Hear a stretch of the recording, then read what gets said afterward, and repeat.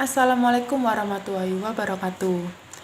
Hai anak-anakku semuanya, bagaimana kabar kalian hari ini? Semoga dalam keadaan sehat walafiat ya. Masih bersama dengan Bu Jana pada pembelajaran prakarya hari ini. Nah, sebelum mulai pembelajaran dengan Bu Jana pada pertemuan kali ini, alangkah baiknya kita berdoa terlebih dahulu agar ilmu dan pengetahuan yang kita peroleh pada pembelajaran prakarya ini dapat bermanfaat bagi kita semuanya. Berdoa dimulai. Bismillahirrahmanirrahim. Raditu billahi rabbah wa bil islami dinah wa bil muhammadin nabiyya wa rasulah. Rabbi zidni ilma warzuqni fahma. Amin. Anak-anak, hari ini kita akan melanjutkan materi sebelumnya, yaitu tentang membuat produk konstruksi miniatur rumah. Nah, sebelumnya Bu Jana dan Bu Bella sudah menjelaskan tentang bagian-bagian dasar rumah dan juga alat dan bahan yang dapat digunakan dalam membuat produk konstruksi miniatur rumah.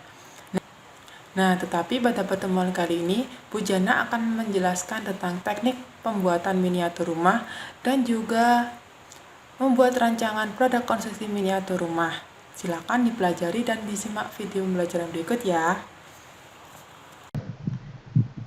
Teknik pembuatan miniatur rumah. Nah, anak-anak, kita akan membahas tentang teknik pembuatan miniatur rumah.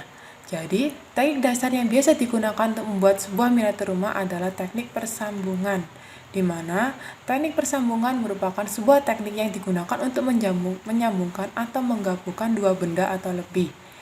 Nah, di sini ada dua jenis nih teknik persambungan dalam proses pembuatan miniatur rumah ini.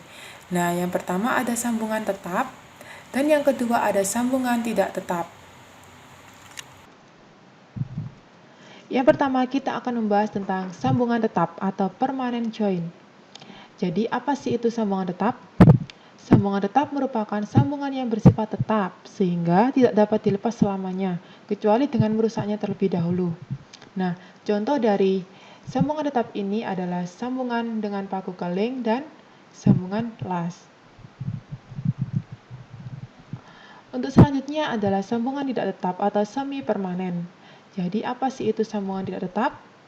Sambungan tidak tetap merupakan sambungan yang bersifat sementara sehingga masih dapat dibongkar pasang selagi masih dalam kondisi yang normal. Contoh dari sambungan tidak tetap ini adalah sambungan pada mur atau baut atau sambungan dengan pasak.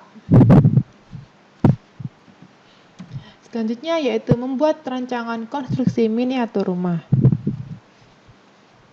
Langkah pertama yang harus kamu lakukan dalam membuat miniatur rumah adalah membuat sebuah rancangan miniatur rumahnya terlebih dahulu. Rancangan ini berfungsi sebagai gambaran umum dan pedoman seseorang dalam menghasilkan sebuah karya produk. Rancangan yang kamu buat pada tahap ini meliputi rancangan bentuk atau sketsa, dan yang kedua adalah rancangan proses pembuatan.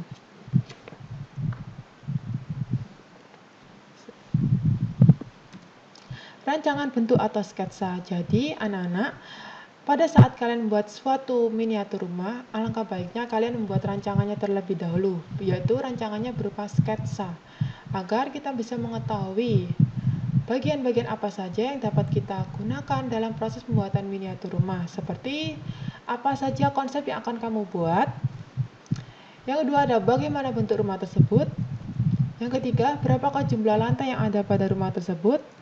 Yang keempat, bagaimanakah bentuk atap yang akan digunakan. Yang kelima, bagaimanakah bentuk jendela, pintu, dan lantai yang akan digunakan dan berapakah jumlahnya. Yang keenam, berapakah ruangan yang akan ada di dalamnya.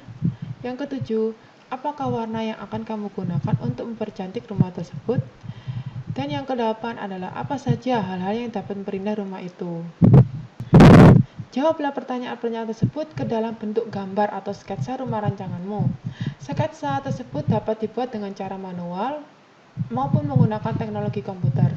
Untuk yang di sebelah kiri ini merupakan rancangan secara manual yang bisa digunakan melalui alat tulis berupa pensil juga bisa, atau ballpoint atau alat tulis lainnya. Untuk yang membuat menggunakan teknologi adalah sebelah kanan saya ini ya. Bahkan ini menggunakan software, bisa menggunakan AutoCAD atau Adobe InDesign, ada Adobe Photoshop.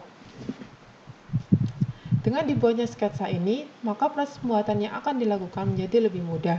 Selain itu, dengan adanya rancangan ini, kamu juga dapat menentukan bahan dan alat yang dapat digunakan dalam proses pembuatan miniatur rumah. Selanjutnya yaitu rancangan proses pembuatan. Selain rancangan yang berupa sketsa, rancangan proses pembuatan pun perlu dibuat agar kegiatan produksi miniatur rumah yang kita lakukan menjadi terarah.